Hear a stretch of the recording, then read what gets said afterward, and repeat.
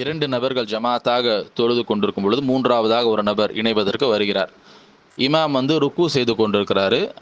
இமாம் என்ன செய்கிறார்னா, அவருடைய ருக்குவை சற்றே நீட்டுகிறார். காரணம் என்னன்னா, அந்த 3வதாக வரக்கூடிய அந்த நபருக்கு அந்த ரக்காத்து கிடைத்து விடட்டுமே என்பதற்காக அந்த மாதிரி ருக்குவை சற்று நீட்டுகிறார். இவ்வாறு இமாம் செய்வது சரியானது தானா, கூடுமான்னு கேட்குறீங்க. கேள்வி எண் 2446. நபிகள் நாயகம் ஸல்லல்லாஹு அலைஹி வஸல்லம் அவருடைய காலத்தில் நபி ஸல்லல்லாஹு அலைஹி வஸல்லம் துளு வைக்கும் பொழுது அவங்க ருக்குவில் இருக்கக்கூடிய நிலையில் சஹாபாக்கள் வராங்க பின்னாடி என்பதற்காக நபி ஸல்லல்லாஹு அலைஹி வஸல்லம் அவங்க வந்துட்டு அந்த ருக்குவை நீட்டினாங்க என்பதாக நாம் வந்துட்டு ஆதாரபூர்வமான நபிமொழிகளில் நம்மால் காண முடியலை. மாறாக மற்ற ஆதாரபூர்வமான நபிமொழிகள் உண்டு. அதிலிருந்து நாம் வந்து இது குறித்து தெளிவான நிலைப்பாடை எடுத்து விட முடியும். நபிகள் நாயகம் ஸல்லல்லாஹு அலைஹி வஸல்லம் அவங்க சொல்கிறாங்க, இது புகாரி 868 இலக்கத்தில் உள்ள ஹதீஸு, இன்னீலா கூமு இல ஸலாத்தி வ அன உரீது அன் உதவ்வில ஃபீஹா. நான் தொழுகையை துவக்கும் பொழுது நீட்டமாக தொழணும் என்ற எண்ணத்தோடு நான் தொழுகையை துவக்குகின்றேன். ஆனால் என்ன ஆகுது அப்படின்னாக்கா, ஃபஸ்மஉ புகா அஸ்ஸபி.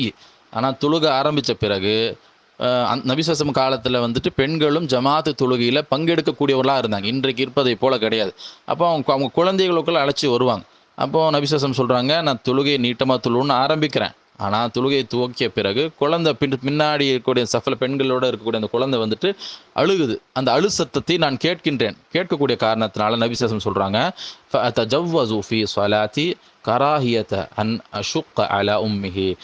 அந்த தாய்க்கு சிரமம் ஏற்பட்டு விடுமே என்பதற்காக, ஏற்பட்டு விடக்கூடாது என்பதற்காக நபி ஸல்லல்லாஹு அலைஹி வஸல்லம் வந்துட்டு என்ன சொல்கிறாங்கன்னா, என்னுடைய தொழுகையை நான் சுருக்கி கொள்கிறேன் அப்படிங்கிறாங்க. ஆரம்பத்தில் எப்படி நினைக்கிறாங்கனாக்கா, நீட்டமாக தொழுகணும்னு நினைக்கிறாங்க.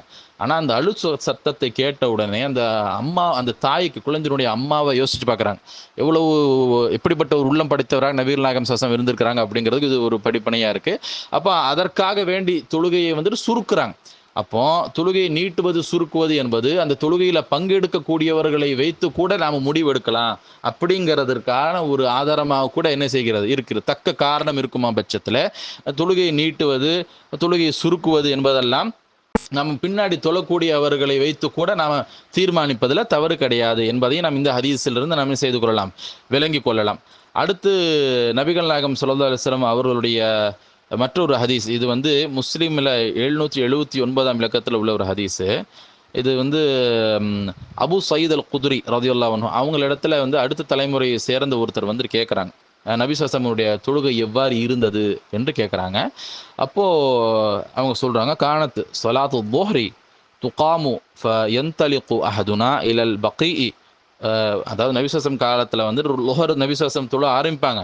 எங்களில் ஒருவர் வந்துட்டு என்ன செய்வார்னா, பக்கி என்று சற்று தொலைவில் உள்ள, பக்கியுல் கர்கத்தின் சற்று தொலைவில் உள்ள ஒரு இடம் அது. நபி ஸல்லல்லாஹு அலைஹி வஸல்லம் தொழுகை மதீனாவில் வந்துட்டு மஸ்ஜித் நபவியில் தொழுகிறாங்கல்ல, அங்கிருந்து பக்கி என்பது கொஞ்சம் சற்றே தூரமான ஒரு இடத்துல உள்ள ஒரு ஒரு ஒரு பகுதி தான். ஒருவர் வந்து என்ன செய்யலாம் அப்படின்னாக்கா, நபி ஸல்லல்லாஹு அலைஹி வஸல்லம் தொழுகை ஆரம்பித்த பிறகு, துஹரை ஆரம்பித்த பிறகு எங்களில் ஒருவர் பக்கி என்ற அந்த பகுதிக்கு போய் ஃபயக்தி ஹாஜத்தஹு, அவருடைய தன்னுடைய இயற்கை தேவையெல்லாம் நிறைவேற்றிய பிறகு, தும்ம யஅதி அஹ்லஹு, அதற்கு பிறகு வந்து அவர் தமது இல்லத்திற்கு சென்று, அதற்கு பிறகு ஃபயத்தவத்தஉ, அவர் வீட்டுக்கு போய் அங்கே உது செஞ்சுட்டு, தும்ம யர்ஜிஉ இலல் மஸ்ஜிதி ரசூலுல்லாஹி ஸல்லல்லாஹு அலைஹி வஸல்லம், அதற்கு பிறகு மஸ்ஜித் நபவிக்கு அந்த மனிதர் வருவாரேயானால் நபி ஸல்லல்லாஹு அலைஹி வஸல்லம் அவர்கள் வந்துட்டு ஃபி ரக்அத்தில் ஊலா, லுஹர் தொழுகையினுடைய முதல் ரக்காத்தில் இருப்பாங்கிறாங்க. அப்போ அந்த அளவுக்கு நபி ஸல்லல்லாஹு அலைஹி வஸல்லம் அவர்கள் வந்துட்டு லுஹர் தொழுகையினுடைய ஆரம்ப ரக்காத்தை என்ன செஞ்சுருக்கிறாங்க அப்படின்னாக்கா, நீட்டமாக தொழுதுருக்கிறாங்க. அதே சமயம் மற்றொன்று கவனிக்கும், நபி ஸல்லல்லாஹு அலைஹி வஸல்லம் அவர்கள் வந்து தொழுகையை சுருக்கி தொழுமாறு நமக்கு சொல்லி இருக்கிறாங்க. நபி ஸல்லல்லாஹு அலைஹி வஸல்லம் அவர்களை விட சுருக்கமாகவும் பூரணமாகவும் தொழுகக்கூடியவரை நான் கண்டதில்லை என்று அனஸ் அவர்கள் அறிவிக்கக்கூடிய ஹதீஸு 708 இலக்கத்தில் புகாரில் இருக்குது. அப்போது நபி ஸல்லல்லாஹு அலைஹி வஸல்லம் அவர்கள் வந்து சூழ்நிலையை கருத்தில் கொண்டு சில சமயம் என்ன செஞ்சுருக்கிறாங்க அப்படின்னாக்கா, சுருக்கியும் தொழுதுருக்கிறாங்க, சந்தர்ப்பங்களை வைத்து நீட்டியும் தொழுதுருக்கிறாங்க. இரண்டுக்குமே நமக்கு ஆதாரம் இருக்குது. அப்போ லுஹர் தொழுகை நபி ஸல்லல்லாஹு அலைஹி வஸல்லம் என்ன செஞ்சுருக்கிறாங்கனாக்கா, நீட்டி தொழுதுருக்கிறாங்க. அது முதல் ரக்காத்தை குறித்து குறிப்பிட்டு வருது. எதற்காக, இது வந்து முஸ்லீமில் உள்ள ஹதீஸு, எதற்காக அப்படின்ட்டு எப்படி விளங்கியிருக்கிறாங்க சஹாபாக்கள் அந்த காலத்தில் என்பதற்கு அபூதாவுதில் வரக்கூடிய 801 இலக்கத்தில் உள்ள ஒரு ஹதீஸு. இது வந்துட்டு அபு கதாதா ரலியல்லாஹு அன்ஹு அவங்க வந்துட்டு அறிவிக்கக்கூடிய ஒரு செய்தி. அதில் வந்து என்ன சொல்கிறாங்க அப்படின்னாக்கா, நாங்கள் என்ன நினைப்போம்னா, ஃபதனன்னா அன்னஹு யுரீது பிதாலிக ஐயுதுரிக்க நாசுர் ரகாத்தல் ஊலா. நபி ஸல்லல்லாஹு அலைஹி வஸல்லம் அவர்கள் இந்த அளவுக்கு முதல் ரக்காத்தை வந்துட்டு நீட்டுறாங்களே, அது எதற்காகனா, சரி மக்கள் எல்லாம் வந்துட்டு அந்த தொழுகையில வந்து கலந்து முதல் ரக்காத் அவங்களுக்கு கிடைச்சிடட்டுமே என்பதற்காக நபி ஸல்லல்லாஹு அலைஹி வஸல்லம் அவர்கள் வந்து அந்த மாதிரி தொழுகையை நீட்டுறாங்க என்று நாங்க வந்து எண்ணிக்கொண்டோம், நாங்க நினைக்கிறோம் அப்படின்னு அவங்க சொல்றாங்க. அப்போ அந்த அந்த மாதிரியான எண்ணம் சஹாபாக்கு வரக்கூடிய அளவுக்கு நபி ஸல்லல்லாஹு அலைஹி வஸல்லம் வந்துட்டு நடந்திருக்கிறாங்க. தொழுகையை வந்துட்டு நீட்டி இருக்கிறாங்க. காரணம் என்ன அப்படின்னாக்கா, முஹரு தொழுகையில வந்து மக்கள் வந்து வேலையெல்லாம் செஞ்சுட்டு வந்து சேருவதற்கு சற்று வேலையிலிருந்து வந்து சேருவதற்கு என்ன செய்யும், சற்று முன்பின் ஆகும் அப்படிங்கிறதுக்காக வரக்கூடியவர்களுக்கு அந்த முதல் ரக்காத்து கிடைக்கட்டுமே, அவங்களுக்கு மிஸ் ஆயிடக்கூடாது என்பதற்காக நபி ஸல்லல்லாஹு அலைஹி வஸல்லம் நீட்டுனாங்க என்று சஹாபாக்கள் எண்ணக்கூடிய அளவிற்கு நபி ஸல்லல்லாஹு அலைஹி வஸல்லம் தொழுகை அமைஞ்சிருக்கு. அப்படின்னா இந்த ஹதீஸுகளிலிருந்து நம்ம என்ன தெளிவாக விளங்கிக்கலாம், ஒரு ரெண்டு ரக்கா, அதாவது ரெண்டு பேர் தொழுதுட்டு இருக்கிறாங்க, மூன்றாவதா ஒருத்தர் வராரு, இமாம் ருக்கூல இருக்காரு அப்படின்னாக்கா, சரி வரக்கூடியவருக்கு என்ன செய்யட்டும், அவங்களுக்கும் அந்த ரக்காத்து கிடைத்து விடட்டுமே என்ற காரணத்திற்காக நீட்டுவதுங்கிறது மார்க்கத்தில் தப்பு தவறா? அதெல்லாம் கிடையாது. தாராளமாக என்ன செய்யலாம்னாக்கா நீட்டலாம். ருக்கூல என்ன ஒரு 5 செகண்ட் 2 செகண்ட் 10 செகண்ட் அந்த அளவுக்கு தான் என்ன செய்யப்படும்னா நீட்டுனாங்கன்னா அவருக்கு கிடைச்சிரும் அப்படிங்கிறதுக்காக நாம் வந்து சற்று நீட்டுவது என்பது அதில் எந்த ஒரு தவறுமே கிடையாது. இது நல்ல ஒரு விஷயம் தான். அந்த சகோதரருக்கும் அந்த ரக்காத்து கிடைத்து விடட்டுமே என்பதற்காக அப்படி இமாம் வந்துட்டு செய்வாரே, ஆனால் அது தவறு கிடையாது. ஏன்னா நபி ஸல்லல்லாஹு அலைஹி வஸல்லம் அவர்கள் என்ன செஞ்சிருக்கிறாங்க, தொழுகையை வந்துட்டு ஆரம்பத்து புகாரில் பார்த்த ஹதீஸ்ல நீட்டமா தொழுகணும்னு நினைச்சு கடைசியில் சுருக்கி இருக்கிறாங்களே, பின்னாடி இருக்கக்கூடியவர்கள் அந்த பின்பற்றி தொழக்கூடியவர்களுடைய செயல்கள் சில காரணத்தினால் அந்த மாதிரி நடந்திருக்கிறாங்கல்ல. அப்போ சுருக்கமாக நான் தொழுகணும், அதாவது நீட்டமாக தொழுகணும் என்பதற்காக என்று ஆரம்பிக்கப்பட்ட தொழுகையை சுருக்கமாக முடிச்சிருக்கிறாங்க.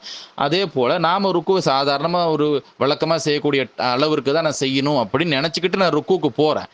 ஆனால் பின்னாடி தனக்கு பின்பற்றி தொழக்கூடியவர்களுடைய ஒரு தேவையின் காரணத்தினால என்னுடைய ருக்குவை சற்றே நீட்டுவது என்பது இது எந்த வகையிலும் தவறு கிடையாது.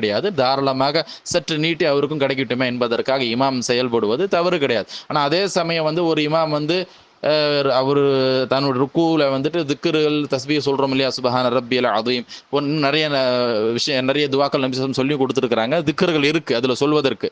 அப்போ அந்த மாதிரியான அந்த தஸ்பீஹ் எல்லாம் ஓதிய பிறகு அவர் வந்து வரக்கூடிய அந்த நபரை கணக்கில் கொள்ளாமல் எந்திரிச்சிட்டாருன்னா அவர் பாவி என்று நம்ம விளங்கிடக்கூடாது. அவர் போதுமான அளவுக்கு அவர் ஓதிட்டார் அப்படின்னா எந்திரிச்சிட்டார் அப்படின்னா அதனால் அது வந்துட்டு கூடாது, தப்பு தவறு பாவம் அப்படின்னு சொல்லிடக்கூடாது. ஆனால் ஒருத்தர் வந்து சரி அவருக்கும் கிடைச்சிட்டுமே அப்படிங்கிறத நல்லெண்ணத்தோடு சற்று நீட்டுவாரே, ஆனால் அது அவருக்கு அது நன்மையாக கூட அது என்ன செய்யும், அமைந்து விடலாம். அப்படிங்கிறதுனால அந்த மாதிரி செய்வதில் வந்துட்டு எந்த ஒரு தவறும் கிடையாது.